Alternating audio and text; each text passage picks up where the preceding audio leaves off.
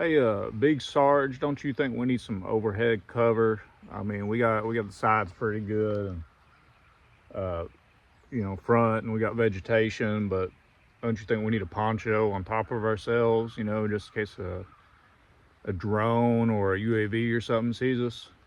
Maybe more thermal protection, something that's not IR reflective. Hell no, Private. If it worked back in Oh, it'll work right now. Now you just pull okay, that damn security. okay. Roger, You Sarge. understand? Roger.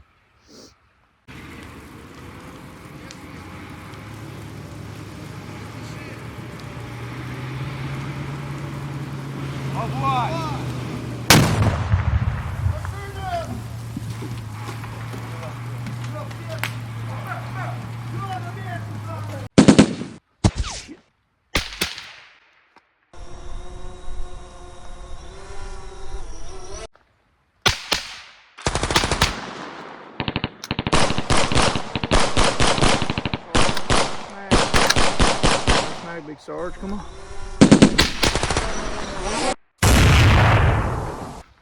Operation Poor here. So today's topic might be hard to swallow, and I really don't mean any disrespect to any veteran, anybody that holds knowledge or has experience in war fighting and gunfights and stuff. Whether you were law enforcement, whatever, FBI, I don't care. Like, I'm not throwing shade at your way or saying that your experiences are invalid. War never changes. And while the simple premise of you want to be as lethal as possible and destroy the enemy, while that is the main objective of every war ever fought, there's simply a discrepancy in technology advances, and tactics also change with the technology. So yes, war changes every single day. That is one thing that has continued to advance since the beginning of human civilization. There has always been conflict, pillaging, and the R word. It's been a thing since the beginning of time itself, and it's probably going to continue forever, whether you like it or not. That's just how it is. I'm not throwing shade to any Vietnam veterans, whatever. I never went to combat myself. I was in 6 years, never went to combat. I was always stateside. So no disrespect, but we're just going to get into this, and hopefully you can kind of get what I'm saying without getting butthurt. So the biggest thing is, like I said, war changes. And that dramatized, cheap little intro I did, I really wanted to show that tactics that worked in Vietnam and stuff that worked back then doesn't necessarily work now. Same thing with even the Desert Storm, kind of the uniform I'm rocking. The Desert Storm tactics and operations, that was all desert, but in Appalachia, that's not going to work, especially with thermal optics now, thermal drones, imaging. I mean, look at Ukraine. Drones have completely reshaped the battlefield. There is no more, nighttime operations without overhead cover. There is no more really operations at all in trenches. I mean, you're just going to get bombed. You're going to get grenaded.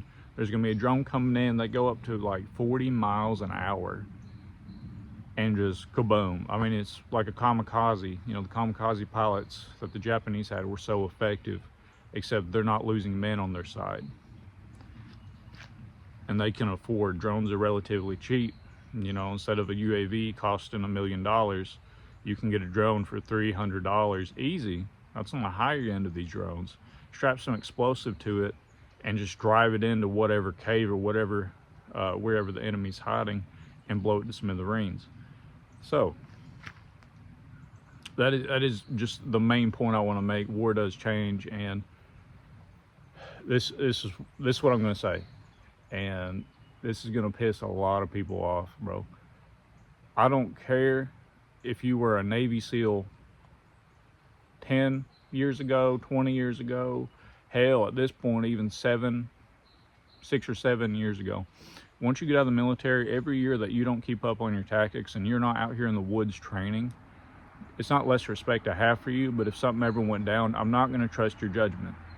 No matter how many combat missions you have, you know, that might give a little leeway, but especially if I'm the commander commanding the team and the group, you're going to have to listen to me. Now, if somebody else is the designated commander, you know, we'll get talk, but I'll listen to them. But in my headspace, you know, we talk about warfare on this channel. This ain't just like, you know, you shooting somebody breaking in your house. Like if it kicks off and another country invades us or something, right, as civilians, and you have to get together, you're all gonna die. I guarantee that everybody's gonna have this perception of the veteran or the dude with the combat missions or the dude that has, you know, he was in the military 20 years, so he knows what he's doing. Let me enlighten you on something. And like I said, no disrespect to what you did when you were in, but it's also what you did when you were out. Keep maintaining your fitness, maintaining your skills. You're updated on, you know, your weaponry, your platform that you're running, whether it be AK, AR, or a SCAR platform, knowing how to take it apart and clean it, just stuff like that. You know, keeping up, like I said before, keeping up in your fitness. You know, grand thumb proverb: if you're not fit, you will die. And that is true. If you're not fit in war, in battle, you will die. It is statistically proven that you will die sooner, and the less fit side will lose. It's like an 80% ratio. And considering that every gunfight that you get in, it's like 50-50 if you're gonna die or not, that's a pretty big, you know, ratio. That's a pretty big statistic going for the fit personnel.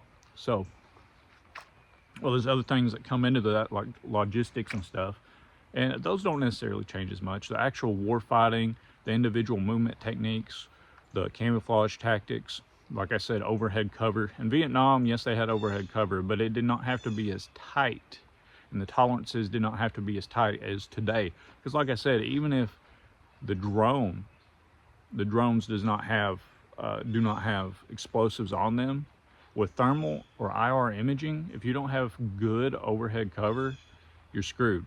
That's why it's best to just dig in the ground. But if you let somebody lead that hasn't kept up to date, they're likely to just be like, yeah, just throw some pine branches on top, you'll be all right. You don't need to like triple layer it, you know, or just throw a big blanket over it, camouflage tarp you can get from Harbor Freight. And while that seems like a good idea, and to the naked eye, it's not that bad unless the sun is reflecting off that tarp. At night, when you beam down IR light, guess what?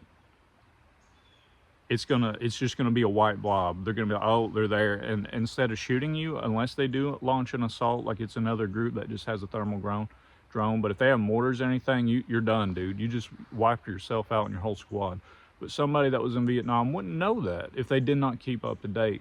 Like I said, whether you're law enforcement or whatever, the stuff that we have now is completely different, and it changes every day. Don't rely on your past skills. Continue to improve, continue to research. Like I said, I'm not trying to bring anybody down. I know it's really hard to differentiate that. I'm not yelling at nobody, but like if you want to be a prepared citizen and a Minuteman, so to speak, then you're just going to have to grab yourself by the nuts and understand that whether you're 60 or you're 18, you need to study. It's good to know tactics from World War II, from Vietnam, just in case you have to rely on those. But using your intelligence and your reconnaissance and knowing the threat, if it's near peer or even a higher threat than your capabilities, knowing that is going to determine what you need to use. If you're just going up against a group of armed individuals with AKs, the Vietnam tactics will work. But if you're going up against people, which other civilians have IR technology, I mean, go look at Dirty Civilian, Barrel and Hatchet. Those dudes be training. And I'm not saying, you know, I'd ever go up against those dudes. I'm more on their side. But what I'm saying is, if it ever did kick off, do not think that just the good guys in that situation are going to be the ones with the thermal and the IR. They're actually not hard to get. I can get an IR camera off Temu. I actually use one for private security, looking around and stuff at nighttime. Like, I got it for $30. It's an IR camera, night vision, naked to the human eye. Now, there's a lot of stipulations, and we'll do a more night vision video later. It's pretty much useless against anybody with analog night vision or other IR devices. However, it is 100% effective against just regular people that don't have that equipment. A $30 camera off of Temu. And especially if anybody's running iPhones, they actually emit an IR flash back in your face every about 10, 15 seconds. So essentially you have a walking beacon, and that's even if you have your phone off, it's like the Face ID now. It'll scan for a face every 10 to 15 seconds. So even if you just get it out for half a second to check, you just lit yourself up like a Christmas tree. You are dead. It is that crazy. Even red light nowadays, you know, back in Vietnam, I learned this in basic training. We had to use those L-shaped, I went to basic training like 2017, not Vietnam, you get what I'm saying, but we had those L-shaped red lens flashlights. And while that is good against the naked eye, and the red light helps you see without night vision, and it actually protects your natural eye, night vision, under night vision devices, you can see that across a field. You can see that for a mile probably, lit right up. Same thing with fire. The Vietnam tactics, I just keep saying Vietnam, but even the Iraqi war tactics don't work. None of that crap, like, not crap, it worked for the time. I mean no disrespect. Here, I'll leave it with this. You can use your own cognition to figure this out. For every year that you go without keeping up to tactics is every year of trust that you knock off your future team. Nobody wants to listen to you unless they're ignorant if you were a Navy SEAL 20 years ago. Because, dude, all that outdated tech in warfare, but you were essentially a glorified SWAT team back then. I mean, no offense. No offense. That's just how it is. Like, 100% respect. Like I said, I'm not disrespecting anybody, but I'm saying if it kicked off tomorrow and there were tanks down the street and there were drones in the sky, if you haven't been reading up on that and the new parameters and the new technology they have, you're gonna die. You're gonna try to pull something and they're gonna know exactly what you do, because they've been studying. That's the thing. These militaries, these other countries, they've been studying. These other people out here that have that technology know how to use it, and they've been studying how people invade it. You can go watch a Grantham video and figure anything you want out, pretty much, about, you know, thermal imaging and invading and stuff. Listen, if you're not fit, you're gonna die. But if you're not keeping up with your modern battle drills and skills and stuff like that, individual movement techniques, the weapon systems, you're also gonna die. You know, you never want to do anything half-assed, right? So if you want to be a prepared citizen and you really want to prepare for some kind of event, yes, food is good and stuff like that, but bro, you need to be sending rounds downrange. You need to be training. You have to. Otherwise, dude, it's just a weird hobby. You're not learning anything. You're not going to carbine classes, pistol drills. You ain't pistol classes. You're not really learning anything. You're just dressing up, and that's the difference between LARPing and training in my eyes. Read some literature. There's good literature out there, even on Amazon, stuff like, well, I'm not going to mention the names because they go into some really dark territory. Fry the Brain. Fry the Brain is a good one if you want to learn about guerrilla sniping tactics. But one of the things I don't like about it is, yes, they use real life scenarios, but that book, it goes into a lot of,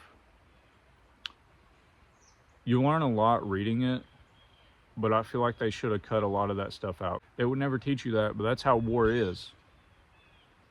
It's dirty and nasty, and honestly, I don't want it. I don't ever want it to come. You know, the more videos I make and the more research I do, it's just like, this is terrible, but I do want to educate. I want point people to the right places. But yeah, guys, I mean, that's pretty much it for this video. It's not really short and sweet. I know I probably pissed a lot of people off, but, you know, I'm trying to get to 500 subs currently. So if you liked it or you agree, I know there's people, I've watched a couple videos of people that agree with me. They might have been a little less hyped up than I was, but yeah. So I'll see you guys next time on the mountain. I need some more video ideas. Please, it could be more personal questions. I don't care, whatever. Just shoot them down below, and then we'll try to make a video explaining stuff, anything about warfare or tactics, whatever. But peace out.